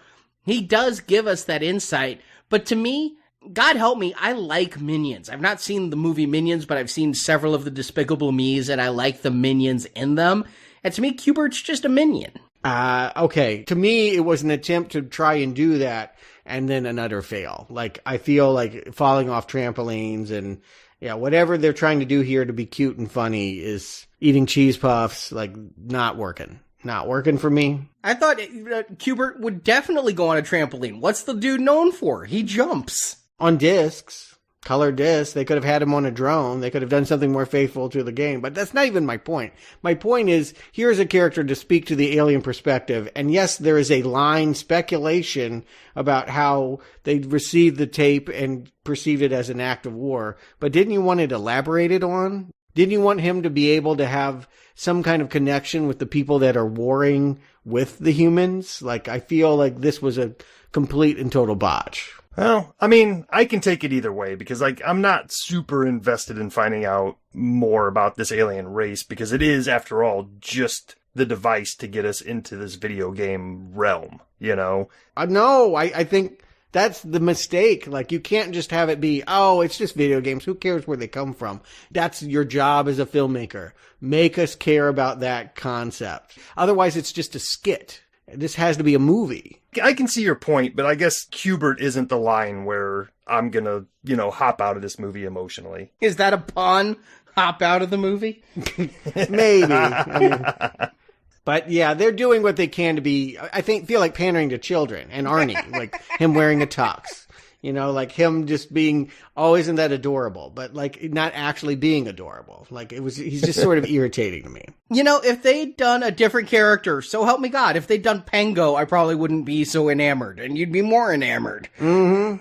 I'd probably be just as mad because I do like Q*bert. It matters to me. If they do it wrong, I'm mad. And one thing I did notice with the 3D, Q*bert was always good in 3D, and they did what I called out in Ghostbusters 2016. Q*bert's nose actually broke the letterboxing sometimes, so it looked like it was coming out further because it was extending beyond the letterboxed image on the screen. Okay. So help me out here. So everyone thinks it's over? Like, because they've won 2 games? No, they're just celebrating the 2 victories. It makes no sense, but they want to just throw a party and bring in Serena Williams for Fire Blaster. Right, but something is, like, literally, by the end of this party, when they find out that they have to fight the aliens again, like, people are fired and Brian Cox is taking over. Yes, this would have made more sense if this would have been a false victory. This should have been their 3rd victory, and they thought that they had won, but then come to find out that since they cheated, it's game over. You're right. That would have been so much better, Justin. Right there. Just add in one more quick video game. Mm-hmm. Yes. Dig Dug. I'm telling you. Right. And it explains why they can take this small child as a trophy, and because they're not playing by the rules anymore. Suddenly they're just stealing the kid, and I don't know. Yeah, it's all very half-assed, and I just feel like I want some concrete rules here.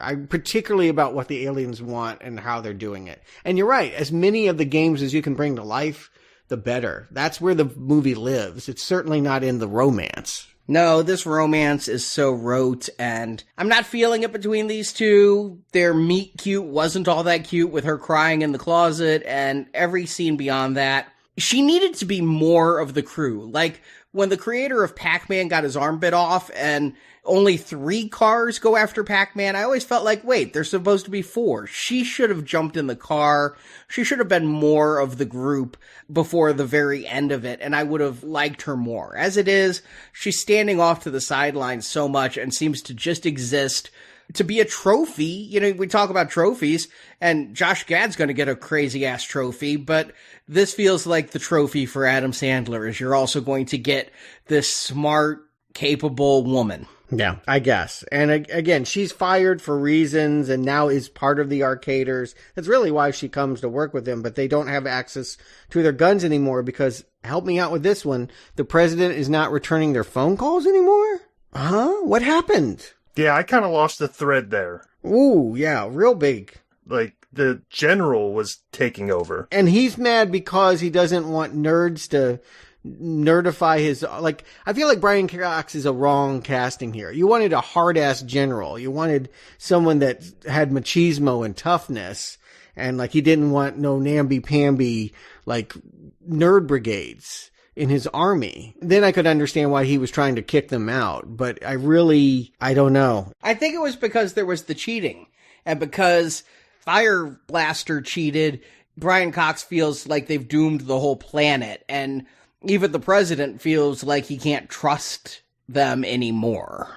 Does the aliens know that he cheated? I feel like the only reason why we know about cheating is because little Maddie found the glasses that Eddie was wearing when he went into the harbor, and they are inscribed. The lenses are inscribed with cheat codes. No. Hall and Oates say you violated the rules of combat. They know he cheated. Yeah. All right. So that helps a little bit, but still. Okay. So that's why Maddie is taken. I don't know. What I'm really saying is I was having fun with Pac-Man a lot, and now I'm really confused about what's happening, and they're not slowing down to explain anything. Quite the opposite. They're racing into this climax where every video game character ever is attacking the Washington Mall. They can't wait to get to the finale, and so they haven't done the good work that makes you really endeared to these arcaders. Admittedly, I'm more endeared to the arcades than the arcaders, but I'm really loving, like, oh, it's Paperboy, Frogger, Joust. You know, I had to dig into my mind for which one did you ride an ostrich on? Oh, that's Joust. Help me out with two of them. I think, almost everyone. Who's the big red robot, and who are the purple ninjas? No, some of them felt made up. Like, I mean, obviously the gorgeous warrior princess is made up. Yeah, well, yeah. There was never a Smurfs video game that would look like that. There was. Oh, yes, sir, and boy, was I good at it. Yes, for ColecoVision. But the one where the woman comes from, where the purple ninjas come from, and maybe where the red robot comes from, is a game called Dojo Quest. Okay. Their game within the game that's, like, not real. Okay. But they made it real. It was released as a 8-bit throwback tie-in for this movie. Now, that's wise. I think that would be a good thing to do.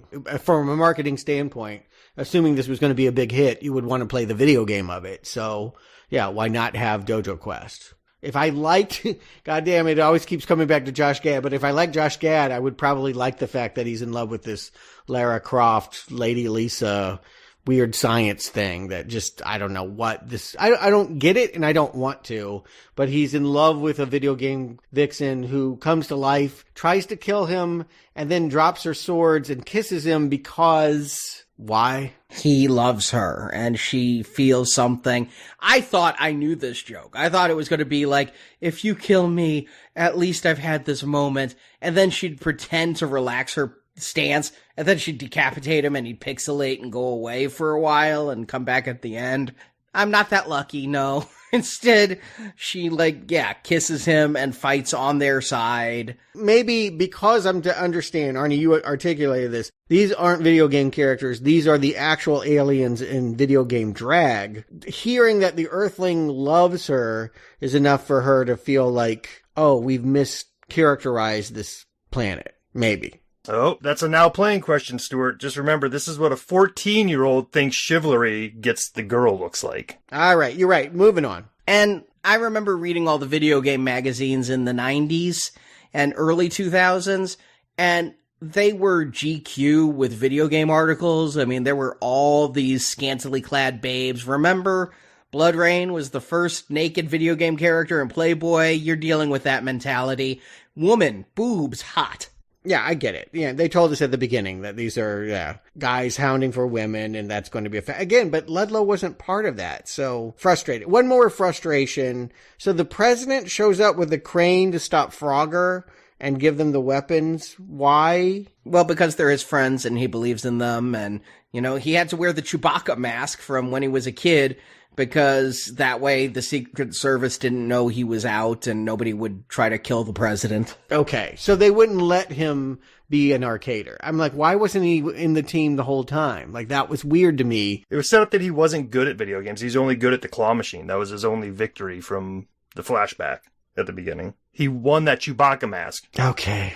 I see all of these things, but I don't like the way that they were just kind of gracelessly thrown against the wall. Like, I feel like these are winning moments. When we see the president in the crane grabbing the Frogger, we should be cheering that. We shouldn't be like, huh? What? Huh? It surprised me that someone as seasoned as Chris Columbus who certainly knows how to tell a fantasy story, is at the helm of this, because it feels like a director that is not in control. Yeah, it almost feels like somebody gave them 5 major set pieces to work with, and somebody forgot to do the connective tissue here at the end. Yeah. Which is important stuff to do. I mean, I get that you want to get the Donkey Kong set right, and it's fun to be there, but it can't just be that. No, and Qbert peeing himself, that's just too far. I hate Qbert in this, so that's just par for the course. Let the fireballs get him. I do not know why Violet goes back to save him. But this is the thing is, Sam thought he lost a fire blaster at Donkey Kong. Now, Sam says he's bad at Donkey Kong. He was second place. I mean, I don't think that's bad, but he loses the confidence. And so I guess, though, it's weird Donkey Kong rules. He and the president and Violet and Qbert all have to get to the top, where instead of the princesses, we got Maddie and the other 2 nameless people. Raj, I guess you said one of them was, and some military guy. So you have to climb up to them on the Donkey Kong ladder. But if you're going to play Donkey Kong, you need to play Donkey Kong. You can't throw the hammer over levels and hit the donkey and win. Right. I don't know. Again, it's fun to be on this set. This is fulfilling a fantasy. As someone that played a lot of these games in the 80s, I did imagine what it would be like to be inside them, and wanted to see a movie where, I mean, yeah, this is fulfilling some kind of inner child fantasy for Stewart. Like, he's really enjoying being on this set. That he throws the hammer or whatever, I guess. I don't have a problem with the Pac-Man and the Donkey Kong and the Centipede stuff. It's everything in between that's tripping me up. You know, this Donkey Kong stuff, I saw the behind the scenes where they have harnesses on, and yeah, it's a green screen behind them, but they actually are running up red girders, and there actually are ladders that they're jumping on and off of.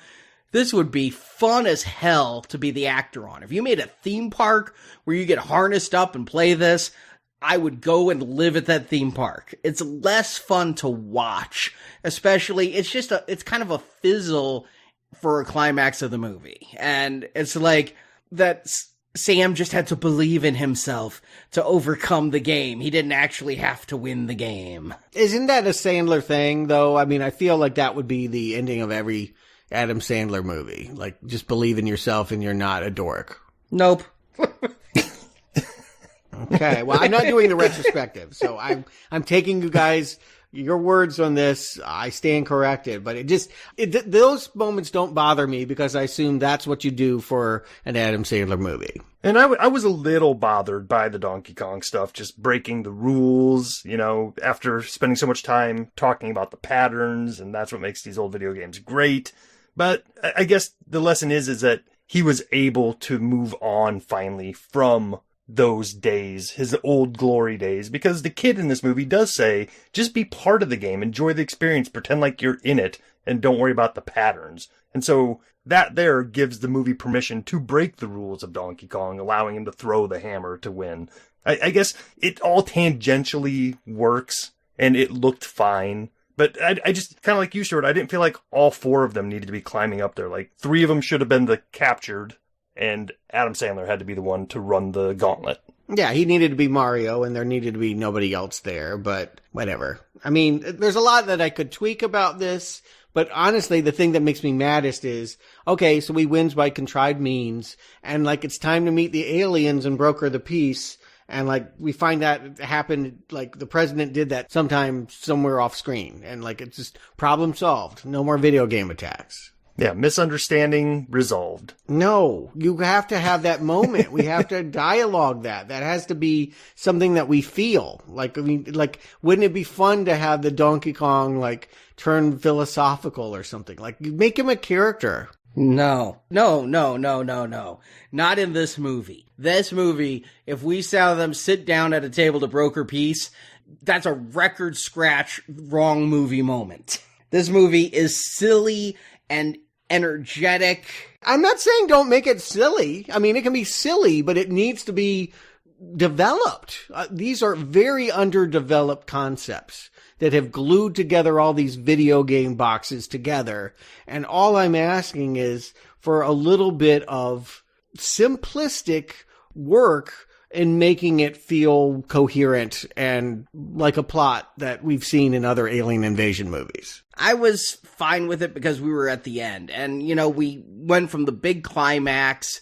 Josh Gad lost his pixelated girlfriend, and then Q*bert became a trans woman, and... Well, Q*bert's not anything, right? I mean, Q*bert is sexless, so that he reconfigures to be Lady Lisa is just pixels doing what they do. Like, okay, you're just a different video game character. It could have been anything. Again, what do we know about these aliens? No, but he's really a Q*bert because she gives birth to Q*berts.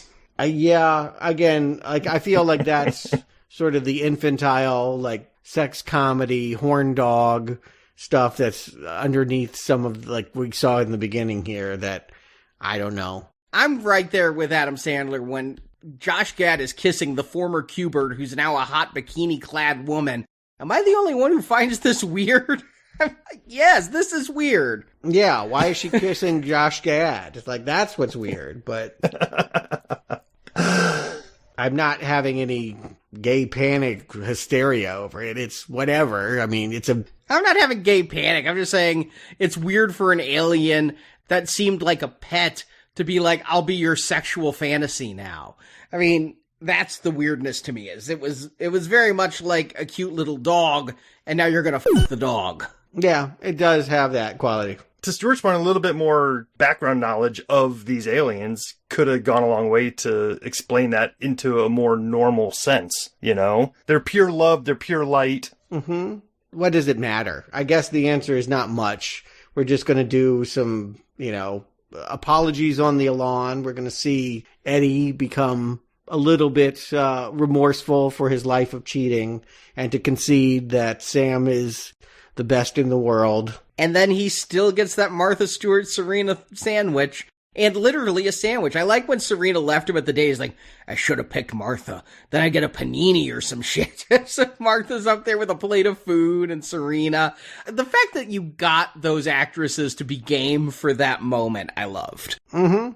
Yeah, it feels like the ending to this kind of movie. Like, I like that a whole lot better than a crib full of Q*bert babies. And I guess Adam Sandler's character gets the girl, and she said he should go invent things. I'm like, what have we seen him do in this movie that makes him an inventor? I think he's exactly qualified to install televisions. He played video games. Guess what?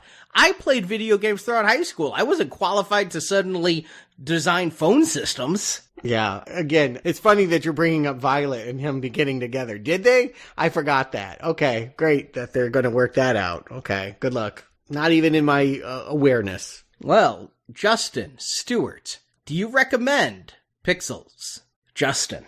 I'll say this. I wasn't sure what to expect of this movie. I knew that it wasn't received well. But the first half of this movie gave me some hope. Like, I was enjoying it. And ultimately, I'll say this. I enjoyed the whole thing. We can sit here and nitpick it and say that they had problems with this and that. They could have done this and that. And ultimately, it goes back to what I said early on, is if I'm watching this in the right mindset, which I think you have to be in, or it's just going to be a terrible ride. You have to go into this as an adolescent, thinking this is the way adulthood might look. And if you can get in that mindset, there's stuff to enjoy here. But there's also a lot of a mess and things that people with experience shouldn't be doing. Stuart, you said it. Chris Columbus should know better. Mm-hmm. The story should be first. And I feel like that stuff got left just on the floor just so they could quickly get to these visual gags and cool looking set pieces. So if you're just in it for looking at that kind of stuff and some decent humor here and there, it's a fine watch. It's not the worst movie we've seen in the arcade by a long shot. But if I have a list of Adam Sandler movies that I like and ones that I don't like, this one's going to fit somewhere in between where it's a movie I don't hate, but I probably won't watch it again. So I won't call it a hard not recommend. And if you are an Adam Sandler fan, there's probably stuff for you here. So yes, if you're an Adam Sandler fan, I recommend you give it a shot. If you're anti-Adam Sandler, I don't recommend it. So ultimately, I'm going to give it a weak not recommend. Stuart. I mean, I feel like I really related to Sandler in this movie because I like to be able to see patterns in something. It makes me enjoy something more fully when I can look at the script and say, yes, those are the pieces. It's got the act 1, the act 2, the act 3. I don't want it necessarily to be predictable. I like surprises. Some randomness is fine, but it needs to be organized, needs to be well thought out. And Pixels is a very winning formula. Like, I feel like that's all I needed to be ready for this film. Like, video game characters from the 80s are going to be descending on New York, Washington, D.C., a Ghostbusters wannabe like Men in Black or Beetlejuice or Evolution. I'm down. I'm a sucker for that. So I really feel like there's a lot about this that lasered in on my childhood with precision, and I had fun with it. It was a delight just to be able to get the basics of this concept. And I don't have a problem with Sandler as the star. I mean, as the downtrodden nerd trying to find his place in the social pecking order. You don't need a great actor for this. He has some natural empathy. I wanted him to reclaim his glory in middle age. None of these are the problems. What I cannot forgive and why I cannot get a recommend, even though I want to desperately, is that like it's just so sloppy in its storytelling and direction. Like you can just feel them like shrugging away entire plot lines with Kevin James and his wife and Q*bert, and it was all just like gags. What can we do to bring the video games to life? And nobody wanted to develop why the military sees the arcaders as a threat or what the aliens wanted. Just the stuff that makes you like a movie. Like, it's fine to like a bit, but like to like a movie, it needs to have, for me anyway, a good pattern. That's why you want to play it. That's why you want to experience it. And this film just has too many bugs in it. They needed to debug this script, and Chris Columbus would have been someone I thought that could have done that. But what he delivered was very half-hearted. And unfortunately, there's a little bit of fun here, but not enough for a recommend. And when I'm watching this, sometimes I'm having fun, sometimes I'm not. Sometimes my mind is wandering. And my mind wandered to a movie that's in our book called Evolution, which was a 2001, directed by Ivan Reitman, Ghostbusters wannabe. Mm-hmm. Yeah, I was thinking about it too, and I recommended that movie. And in both cases, you have protagonists that aren't as likable as Ghostbusters. You have a relationship that feels pretty forced in just so that you can have a romance subplot. You have ill-defined bad guys, and a huge climactic ending, and a Dan Aykroyd cameo. Mm-hmm. Yeah. But in the end, I know that these are lesser films by far than Ghostbusters, but Ghostbusters is like the best of the best. It's the one to rule them all. If you compare him to Ghostbusters, anything else is going to be not Ghostbusters. Even the sequels and remakes of Ghostbusters are not Ghostbusters. But be that as it may, none of these films are Ghostbusters, but they have a vibe to them that's Ghostbusters-like, and in the end, I go along for the ride. And, you know, I'm probably going to offend some people, but I lived in Florida for many years, and I lived south of Tampa. And when we wanted to do something fun and take a little trip, we'd go to Busch Gardens. It's in Tampa, couple hours drive. It was no Disney World. We knew it was no Disney World, but it was close. It was there. And so we'd go and we'd have a good time at Busch Gardens. But if we really wanted to have a good time, we'd go up to Universal Studios or Disney World. But once in a while, you just need a Busch Gardens, and that's where I feel like these are. I recommended Evolution in our book. I agree it's an underrated film. Truthfully, I feel like Pixels is slightly underrated as well. It does not deserve the bashing it gets, and both times I watched it, maybe it's just the nostalgia, maybe it's that I've always wanted to pet Q*bert, but I've had a little fun enough to give it a weak recommend. Okay, somebody did it. I wondered. I figured somebody was going to do it. I wanted it to be me. I hear what you're saying. I think we're all saying it. There are parts of this movie that for kids of the 80s, you're just going to love seeing video games come to life. But the telling of this is second rate. And for me, that's ultimately why I can't go with it. Yeah, I mean, I was real close. Real close. I mean, closer than I've been in a lot of these arcade movies, but just ultimately it became too much of a mess at the end. Yeah, and I want to stress the problem is not that Adam Sandler ruined it. I honestly think that the problem was the script was bad and Chris Columbus didn't fix it. I agree that I'm surprised Christopher Columbus did this. I mean, he's been involved in so many movies. This is the last one. I guess he directed something last year that I've not even heard of, Christmas Chronicles 2. Oh, Kurt Russell is Santa or something. I vaguely am aware of it. That's the only one since this, but when I look at his filmography, I usually think of him highly, but he's done a lot of messy movies, some of which I like, some of which I don't. Only the Lonely, Stepmom, Bicentennial Man, I Love You, Beth Cooper. Ooh, okay.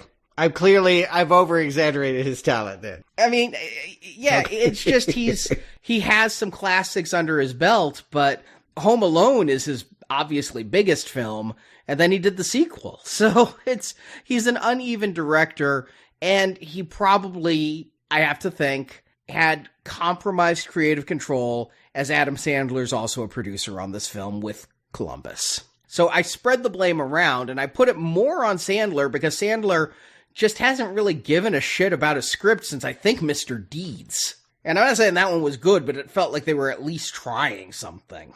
Yeah, it was a remake of a classic movie. Yeah, but everything since then, I'm surprised I'm recommending this, because I honestly didn't think I could recommend any Adam Sandler film past 2007. But here I am. I forgot I had a good time with this, and I'm kind of glad to revisit it and realize, it's not toxic.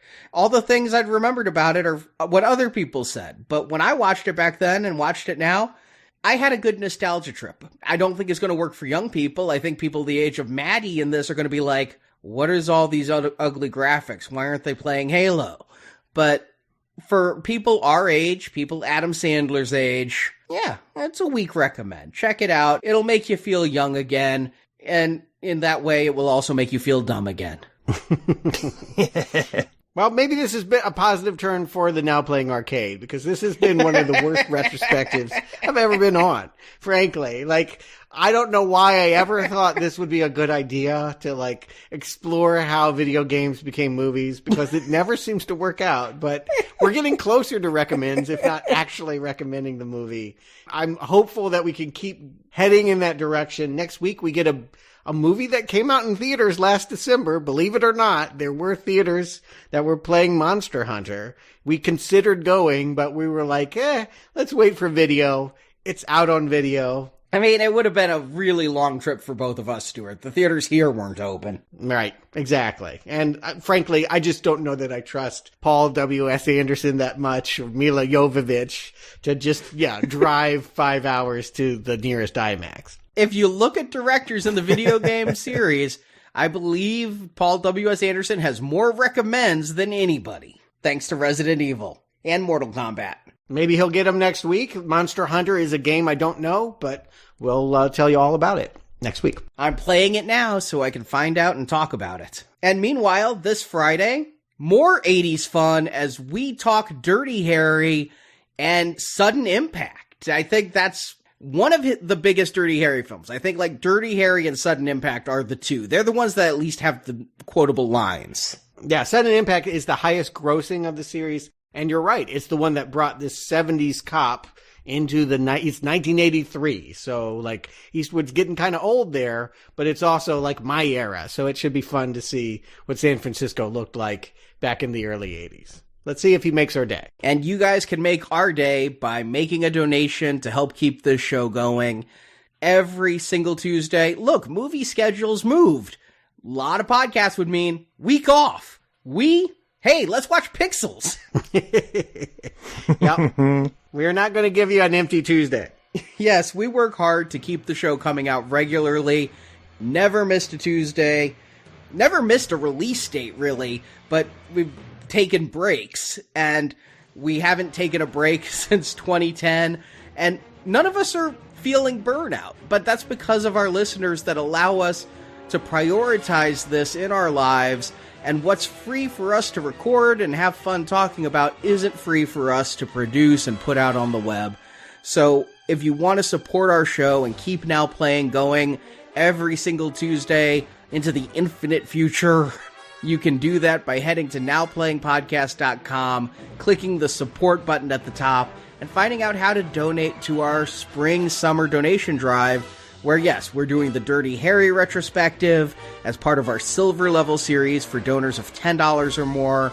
We already did some pretty video gamey movies with White House Down and Angel, London, Olympus Has Fallen as our platinum series for donors of $35 or more. And donors of $25 or more not only get the Dirty Harry films, but a bunch of David Fincher reviews, his thriller films, and all the Girl with the Dragon Tattoo reviews going well through the summer.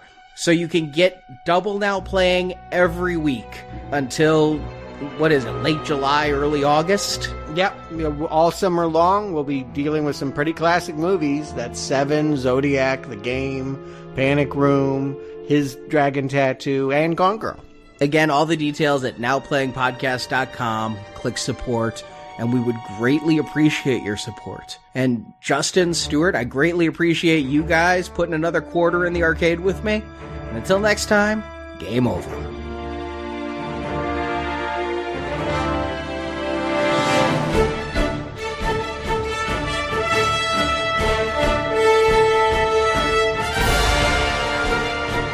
Congratulations. On coming in second, Fire Blaster is the world champ. The local Yoko looked Destiny in the eye and blinked. He's a loser, and he will always be a loser. Thank you for listening to this episode of Now Playing Podcast. Boom, that's my jam. We hope you've enjoyed the show. It's totally tubular. Come back to nowplayingpodcast.com each week for another new movie review podcast. This is like a regular thing now? Also at our site, you can find hundreds of other movie reviews, including Star Wars, A Nightmare on Elm Street, Independence Day, the Avengers films, Back to the Future, Batman, Superman, The Fast and the Furious, and more.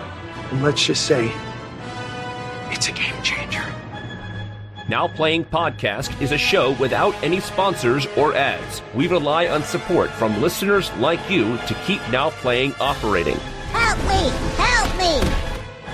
You can donate to the show and, as our thank you, receive bonus podcasts. Over 150 bonus movie reviews are available to choose from on the Now Playing Podbean page, including Alien, Night of the Living Dead, Jurassic Park, Ghostbusters, Indiana Jones, Lord of the Rings, Psycho, Troll, and more. You want the Fire Blaster's help? He has some demands. Find a full list of available bonus shows at nowplayingpodcast.com/donate. And just see if there's anything you can find to help us out. You can also join the Now Playing Patron campaign through our Podbean site. Patrons of $10 or more get a new exclusive movie review every month. Plus, even more perks, including one where you can pick a movie for our hosts to review. Find the details on our website. Thanks for being my friend. You can help us out by leaving us a 5-star review on Stitcher, Podbean, iTunes, or your other podcast store of choice. Perhaps our new expert advisors would like to say a few words to the SEALs. You can follow Now Playing on Facebook and Twitter, where we post announcements of new episodes and where the hosts post movie mini reviews. Links to our social media pages are available on our homepage. In ancient times, they called it socializing. Now Playing Podcast is produced by Arnie Carvalho. This job is killing me, man. If I were you, maybe a half hour a day, turn off the cell phone, shut down the emails, put away the Reggie bars, and focus on your wife. Associate produced by Jason Latham. Somebody's more important. Now Playing is edited by Heath and Arnie. What are we doing right now? We're too old. It's just gross already. Now Playing credits read by Brock. Do you have to say that every time? The opinions expressed on Now Playing are those of the individual hosts and may not reflect the opinion of Venganza Media Incorporated. Whoa, what was that, man? Why'd you lie to him? Try not to cause total panic, yank. Venganza Media Incorporated is not affiliated with the motion pictures reviewed or otherwise referred to herein. All movie clips and music included in this podcast are the intellectual property of their respective copyright holders. They are included here for the purpose of review and no infringement is intended. Sometimes the conspiracies are real. Now Playing Podcast is an exclusive trademark of Venganza Media Incorporated and may not be used without the expressed written permission of Venganza Media Incorporated. All rights reserved. Oh, you just got fire blasted, sucker! Now Playing is a Venganza Media production, copyright 2020, and no part of this show may be reproduced, repurposed, or redistributed without the written permission of Venganza Media Incorporated. All rights reserved. New York was in trouble. Pac-Man caused a ruckus, but the arcaders saved us, 'cause they're bad mothers.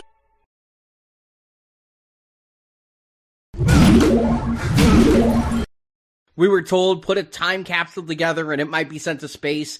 Then we sent a teacher to space and it didn't go so well and we stopped sending things into space. Ouch. Too soon. Too soon. It's been fucking 35 years. Too soon. Yeah, we've had many more space disasters since then, but okay.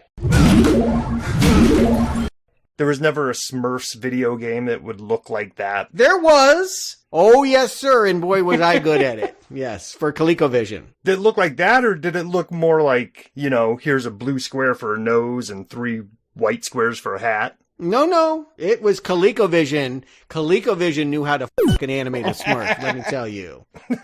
Stuart's not messing around. He's dropping F-bombs on the Smurfs. It was awesome. That's why I played that game. It was like the cartoon had come to life. I can still do the song. Yep. I stand corrected then. You have ill-defined bad guys and a huge climactic ending and a Dan Aykroyd cameo. Mm-hmm. Yeah. 2. His Crystal Skull makes an appearance too. That is true. He does own that liquor brand. Really? Yeah. That's a real thing. Yeah. That wasn't a dig on Spielberg in some way? I thought for sure they were somehow making fun of that Kingdom of Crystal Skull. Nope, that's Aykroyd product placement. You want me on your set? You gotta put in my liquor. That's what I envision. Mm-hmm. I'm surprised Ryan Reynolds isn't doing the same thing. We haven't seen more aviation gin. Anything else is going to be not Ghostbusters. Even the sequels and remakes of Ghostbusters are not Ghostbusters. To be determined, but yes, I agree with you so far. I'm talking about the ones that are released thus far. Right, yeah, we got a new Ghostbusters this November. Or January, or whenever they finally put it out. Oh, right, exactly. It could be 5 years from now. I'm not going to say the tiny Stay Puffs give me a lot of hope, but we'll see. It looks like they're trying to just sell some Baby Yoda type merchandise with Baby Stay Puffed.